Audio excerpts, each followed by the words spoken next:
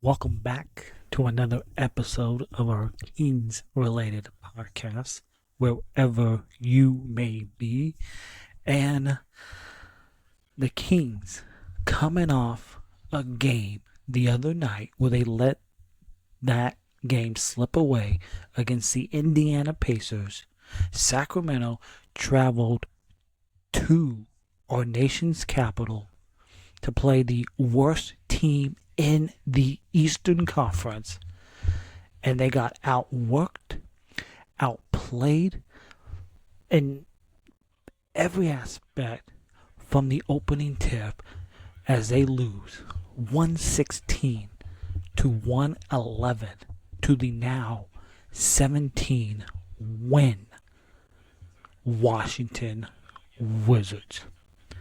And there's not much to say about this game. In the first half, the Kings had 7 turnovers in that first half. They let a Washington team that's 27th in shooting offensively shoot 50% from the field in that first half. After the first quarter, it was all tied up at 26 apiece. Sabonis had 9 points, 7 rebounds after the first quarter. Zach LaVine had 7 points. But when you let a Wizards team hang around, gain confidence, that confidence grows each minute of the basketball game. And that's what happened in this game. The Kings took this Washington team too lightly. And Doug Christie said it in post-game that the Kings are coasting to the play-in. And that's what they are. They did not take this Wizards team lightly. They let this team outwork them and outplay them. Like, if you just look,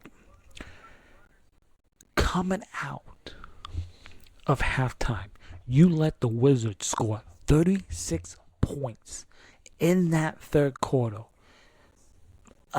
Just inexcusable and unacceptable by this Kings team, who you coming off that Indiana loss where you let it slip away, and your next 2 games were must wins in Washington, and then your next game coming up against Charlotte. Well, you lose this game, and you let a Washington team, and the Kings did not shoot the ball well in this game, from, in my opinion, from the field or from 3. The Washington Wizards shot 17 threes in this game. 39%. The Kings only made 10 threes in this game. The Kings, I don't think the Kings did a good enough job with assists. They had 25 assists in this game. Washington, 17 fast break points in this game. But this is a Wizards team that did not have Koulibaly. They didn't have Malcolm Brogdon, Sadiq Bey, Kobe Jones, Chris Middleton, Corey Kispert. This is a team that's openly tanking for Cooper Flag, and it's a Wizards team. They have some nice pieces. You got A.J. Johnson in this game, 19 points in 36 minutes. You had Jordan Poole, who only played 24 minutes. How many minutes did Jordan Poole play in that fourth quarter? He didn't play a single minute in that fourth. He had 23 points in 24 minutes of action. He was 8 of 14 from the field. Bub Carrington, I really like him as a player. He played 41 minutes in this game, 19 points, 5 of 11 from 3, 6 of 13 from the field. You had Vucevic off the bench for Washington, 17 points in 22 minutes of action, 8 rebounds, 3 assists, 6 of 13 from the field. Champagnie, 11 rebounds, 8 points for Washington. You had Gill, 10 points in 31 minutes of action off the bench. And it's just more of the same with this Kings team. Like you let a team like Washington gain confidence in that first half with the three ball, points in the paint, and then you have guys like DeMar DeRozan who shows up late in this game when game was really decided in that fourth. But like DeRozan, he struggled early in this game, and he recovered. He was 10 of 23 from the field. He had 29 points, but most of that came late in that second half. And he also had 8 assists. I like that. 7 rebounds from DeRozan as he came up big in that fourth quarter as the Kings were trying to claw their way back in this game where the Wizards had a 14-point lead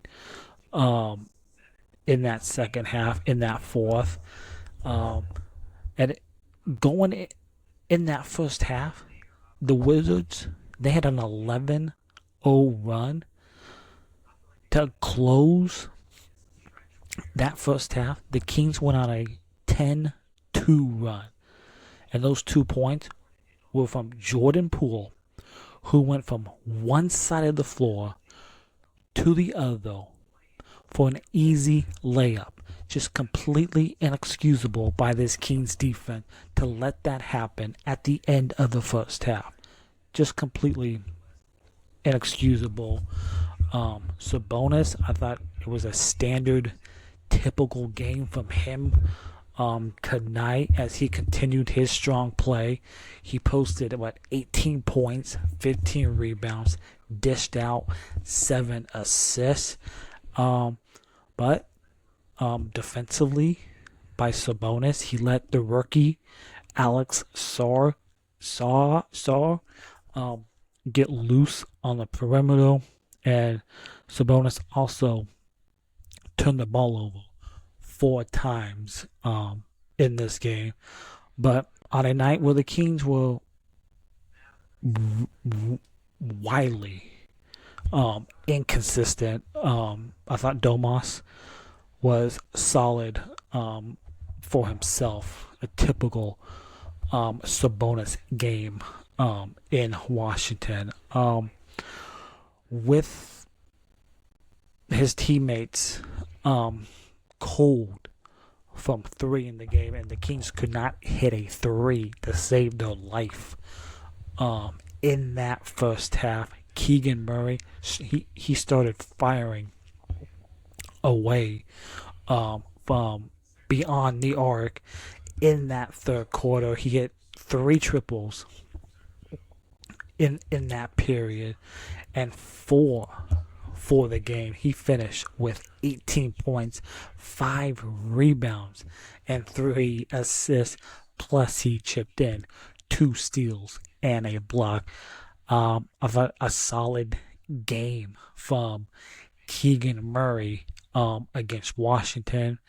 JV, it was kind of a return game for him as he spent, I believe, the first half of the season as a Wizard before the trade deadline. JV, he played the first half, as I mentioned, with the Wizards. And I thought he looked fine tonight as he scored 12 points off the bench, grabbing 6 rebounds in just 13 minutes of action for JV. And the starting shooting guard, Zach LaVine. And ever since that game against the Portland Trailblazers, Zach LaVine has not been that Zach, as he started off 4 for 6 from the field, but you wouldn't know that he was out there on the floor since he started 4 of 6 from the field. He finished 5 of 13 from the field. He finished with 18 points. He dished out just 2 assists and 2 rebounds in this game. But you can't. For you want to say one of your best players, most definitely your highest paid player, you can't vanish like Zach LaVine did tonight. And I've been saying this. I think a aggressive Zach LaVine is a good Zach LaVine, just like what we want to see from Keegan Murray, how Keegan has been more aggressive here as of late. Zach LaVine, he's got to be aggressive in these games, looking for a shot. And I think his teammates have got to find him, set him up. But I don't think they do a good enough job as a team to put Zach in positions to succeed on the floor. But and Malik Monk, since Malik Monk's been moved back to that 6-man role off the bench, Malik has been an adventure, to say the least. He was a bit out of control in this game early on, but then he started trash talking, and the most fight that I've seen from this team in this game was when Malik got into a little skirmish altercation. I believe that was the third quarter, or was it the fourth quarter? The most fight that I've seen from this Kings team for this entire game was when Monk got into that little trash talking skirmish in that second half. But Monk, he finished with 13 points off the bench, 3 assists, 3 rebounds, and also just 2 steals in this game. But this is a inexcusable loss for the Sacramento Kings, because you have the Washington Wizards, the worst team in the Eastern Conference, coming into this game, 16 wins. They now have 17. But and now you're 0-3 on this 6-game road trip. Your next game is against the Charlotte Hornets, and that's a Charlotte team that I believe we have 18 or 19 wins, and LaMelo Ball is out for the rest of the season. Brandon Miller's been out for the season, but it's just I don't know. Like, the Kings are now 36 and 39. No, 36 and 40 on the season with this loss. Still, you're 10th in the play-in as we speak.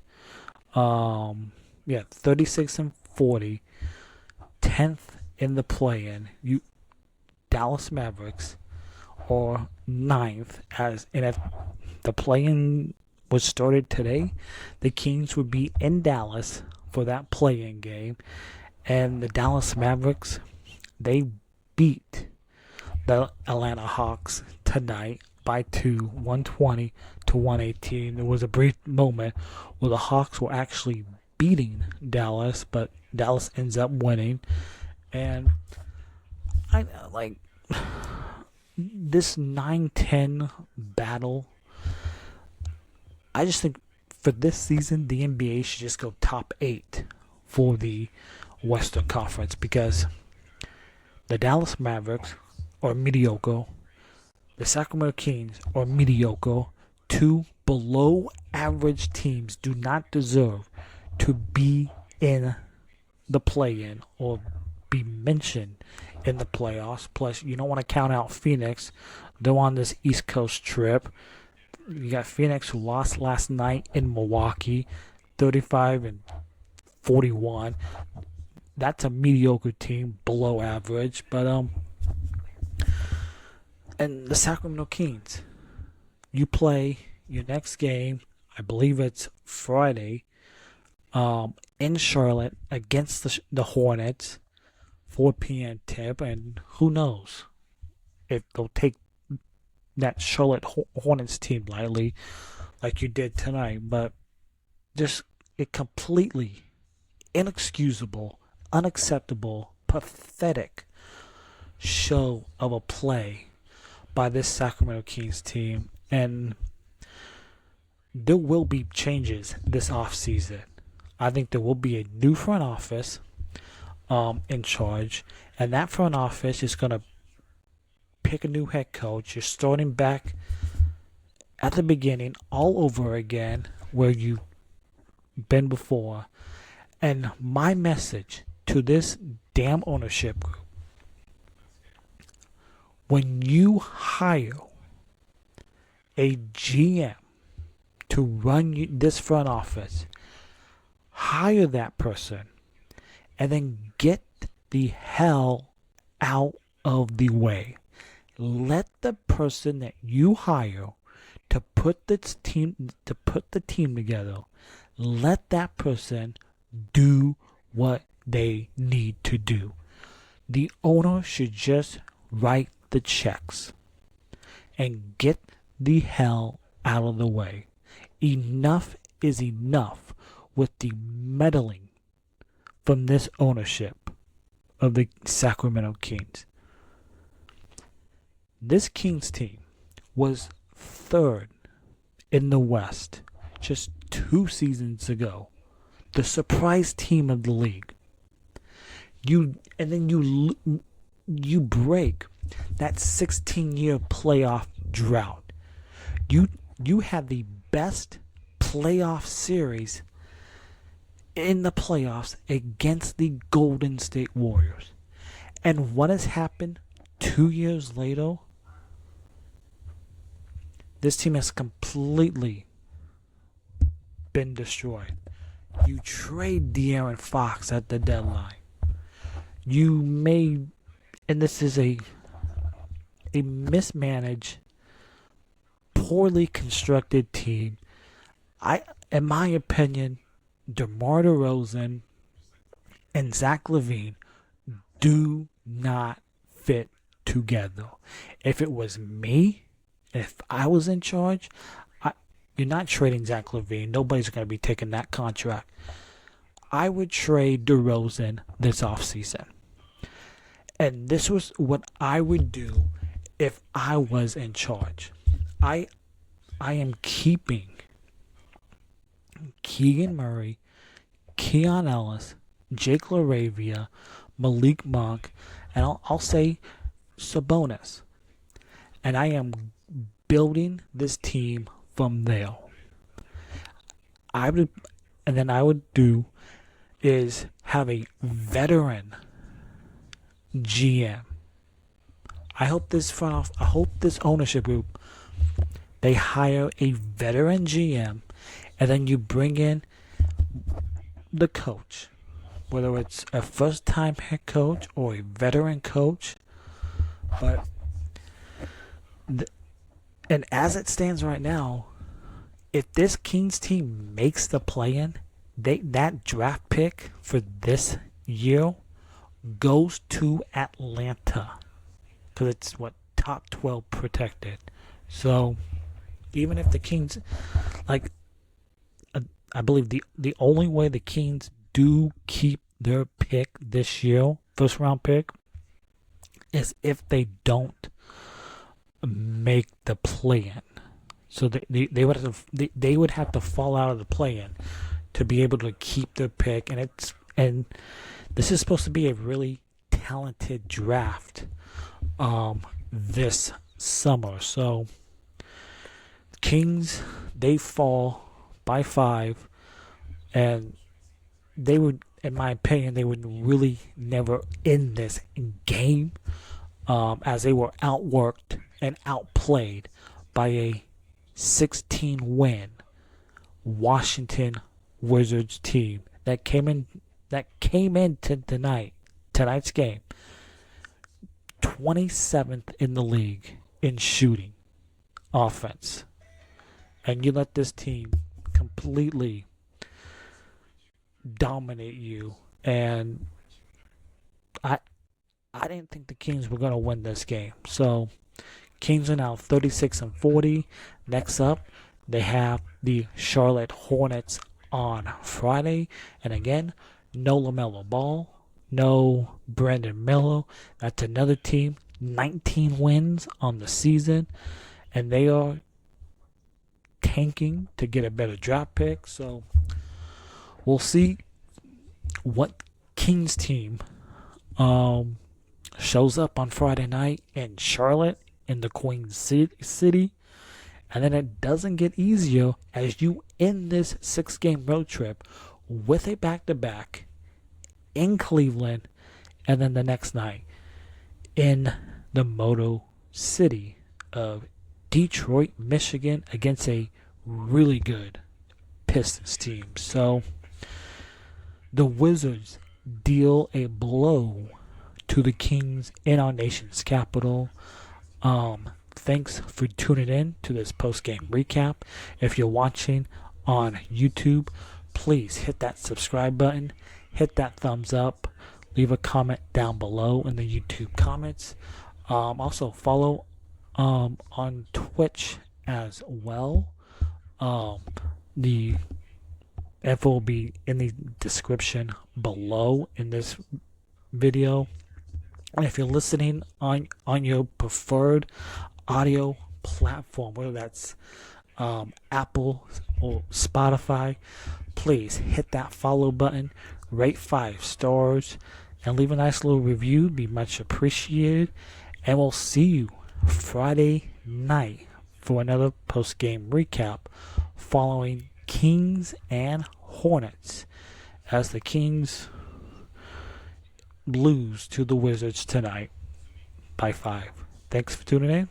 As always, go Kings.